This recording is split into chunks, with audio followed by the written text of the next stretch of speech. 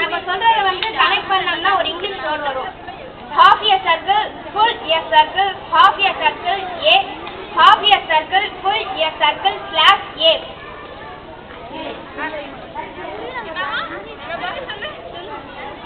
half a circle, full a circle, half a circle a, half a circle, full a circle slash a.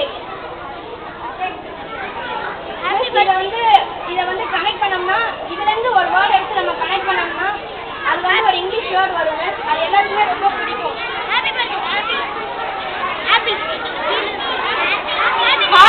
half a circle, full a